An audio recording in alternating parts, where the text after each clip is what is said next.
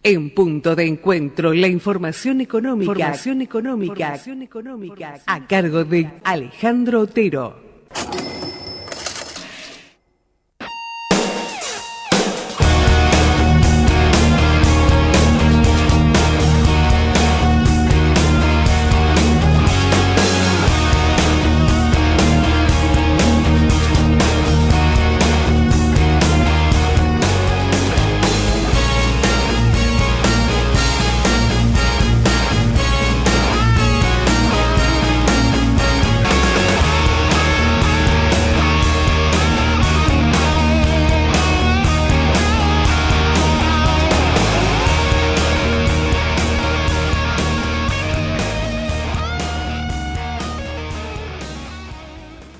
Y vamos a hablar de economía, Luxac. ¿A usted llega a fin de mes? La verdad que mentiría si le dijera que no, pero es complicado porque el poder adquisitivo ha bajado mucho, pero sí, todavía llego a fin de mes. Bien, y pero qué mejor que para hablar de economía darle la bienvenida a nuestro columnista. Peter, ¿cómo le va, Otero? Buenos días, bienvenido.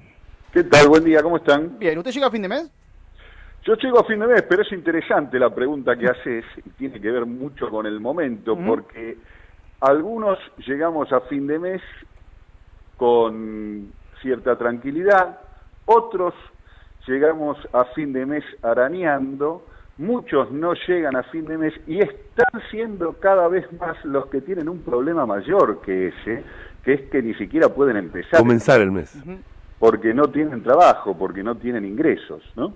Entonces, esta situación, que creo que describe claramente el momento actual, se traduce también al interior del gobierno como un conflicto político relevante, sobre todo con vistas a las elecciones de 2017, porque ya hasta los más negados, hasta los más ortodoxos del gobierno, hasta los más economistas sin visión política, por decirlo así, parafraseando una frase clásica del folclore político argentino, comienzan a visualizar que con este escenario va a ser muy difícil ganar las elecciones del año que viene. Entonces, yo diría que es un momento interesante de fuerte contenido político en lo económico. ¿Qué quiero decir con esto?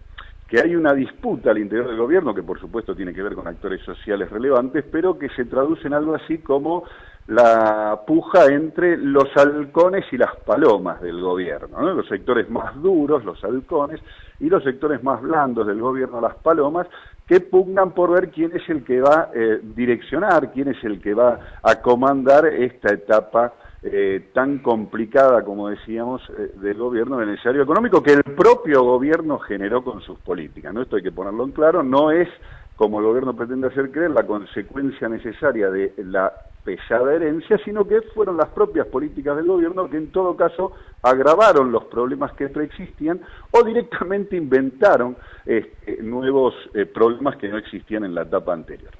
Pero, si te parece, nos detenemos en esto un segundito con lo de las halcones y las palomas, porque ambos coinciden en que, o parecen coincidir en que es necesario en esta etapa reestructurar la tasa de ganancia, es decir, favorecer las condiciones de los sectores acomodados y concentrados mediante una brutal redistribución del ingreso, que es lo que ha llevado adelante el gobierno, es decir, es mejorar la vida de la mayoría para fortalecer la situación de los sectores concentrados.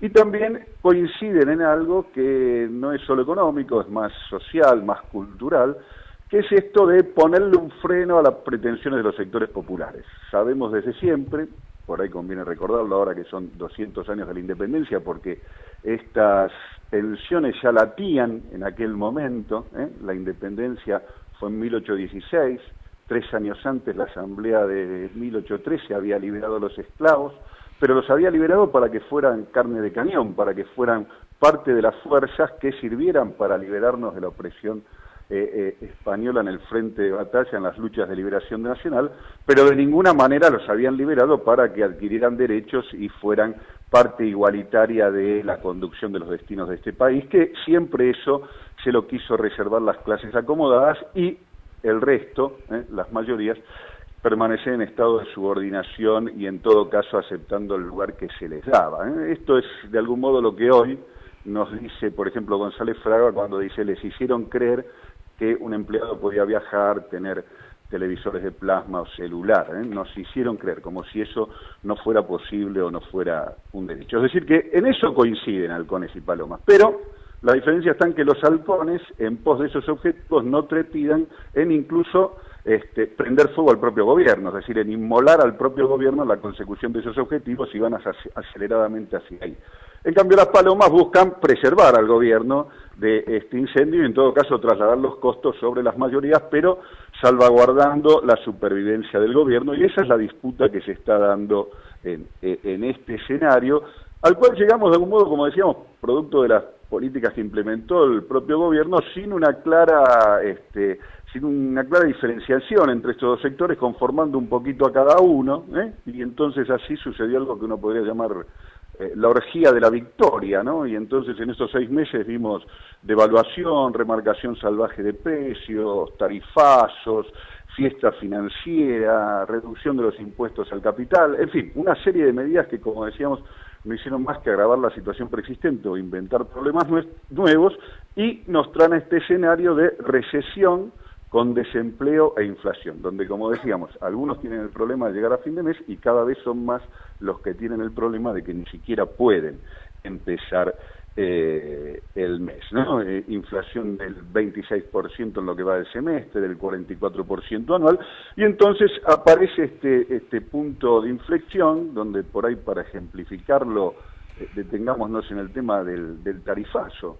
El tarifazo ha demostrado haber sido un fracaso en toda la línea. No recompone los costos de la provisión de los servicios, mucho menos alienta la inversión.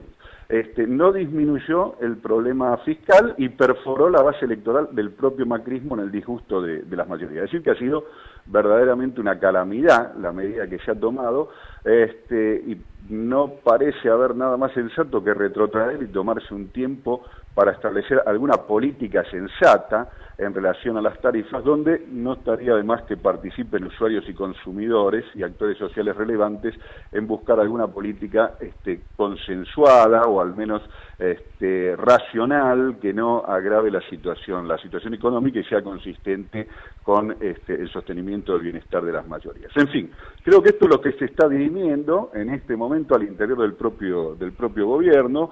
Hoy es interesante un reportaje que el gran diario argentino le hace al presidente. El presidente parece que dejó de confiar en la lluvia de dólares. En ese sentido, me parece que la visita que hizo a Alemania le ha sido muy ilustrativa. Se trajo un saludo y gestos graciosos de la canciller Merkel, que, como dice una gran amiga mía alemana, casi que no le quita o le niega un gesto a casi nadie. Macri se trajo su gesto de Merkel, pero en términos concretos, lluvia de dólares no ha habido ninguna, y entonces apuesta al blanqueo y de una manera que no explica, y no se sabe cómo, más allá del pensamiento mágico, podría ser la solución a la inflación, ¿no? En todo caso, me parece que habrá que ver cómo sigue la película, pero más allá de cómo se dirima esta puja entre halcones y palomas, me parece que lo que sí está claro respecto del segundo semestre, que en el mejor de los casos, las mayorías populares de la Argentina, los que vivimos del trabajo, del salario, de alguna jubilación, de algún ingreso fijo, lo mejor que cabe esperar, en el mejor de los casos, es que las cosas no empeoren. Que las cosas mejoren, seguro que eso no va a suceder en este segundo semestre. Peter, contundente como siempre, una pregunta puntual. ¿Qué aporta esta cuestión que decidieron los trabajadores de tener un índice propio a través de la Universidad Metropolitana y los distintos gremios? Bueno, que justamente ese índice certifica y constata lo que estamos charlando acerca de la caída notable del poder adquisitivo. Pero ¿qué es lo que aporta este índice propio de los trabajadores? Me parece que es útil, todo lo que sean mediciones confiables, Oscar, son útiles. Creo que esto tiene dos motivos de ser, este índice que se anunció hoy en algunos medios. El primero es que, si bien el INDEC ha vuelto a presentar índices oficiales que van a ser certificados por el Fondo Monetario y otro. Algunos de los cambios de metodologías dejan todavía dudas respecto a la bondad de estos índices, y entonces no todos confían. Es decir, que la confianza en los índices del INDEC va a tener que regenerarse. Es un proceso y no está dada de antemano. Punto uno. El punto dos es que me parece que los índices generales promedio, y en particular esto se ve muy bien en esta etapa de inflación de la Argentina, no reflejan el sesgo que tiene la inflación. ¿Qué quiero decir con esto? Que hay una inflación promedio, la que dijimos recién, por ejemplo, ¿no? 26% en el semestre. Pero resulta que para los sectores populares, para los sectores de menores ingresos, la inflación ha sido mayor. Porque ese es un promedio, y como todo promedio oculta diferencias. ¿Y por qué digo que ha sido mayor? Bueno, porque el impacto sobre los bienes que consumen los sectores de menores ingresos, alimentos, transporte, servicios públicos básicos, ha sido mucho más alto que el promedio. ¿Me entendés? Las estadísticas siempre tienen esto que el chiste clásico ilustra, que dice que si hay 2 personas y 2 pollos, pese a que uno se pudo haber comido 2 pollos y el otro no comió ninguno, las estadísticas van a decir que hay un pollo por cabeza, pero la realidad es muy otra. Y entonces, bienvenidos sean estos otros índices que permiten reflejar mejor cuál es la situación que tienen algunos sectores en particular. ¿Y para qué sirve lo concreto? Bueno, no solo sirve para enterarnos, sino también para que cuando nos sentamos en una mesa de negociaciones, por ejemplo, salariales, se hagan valer esas estadísticas, esos indicadores en favor de la reivindicación de los trabajadores. Vos fíjate que lo que estaba pasando ahora es que las paritarias, por primera vez en muchos años, se empezaron a firmar a la baja. ¿Qué quiero decir? Que los trabajadores están aceptando aumentos por debajo de la inflación oficial. Entonces, tener índices propios que reflejen o midan mejor su situación va a fortalecer el proceso de negociación, y eso me parece que es importante. Bien, Alejandro, te agradecemos mucho el contacto, te esperamos el próximo jueves aquí en Punto de Encuentro. Nos vemos, un abrazo, saludos para un abrazo grande. Allí pasaba Alejandro Piterotero hablando de lo que tiene que ver con la economía. Hablando de lo que tiene que ver con la economía.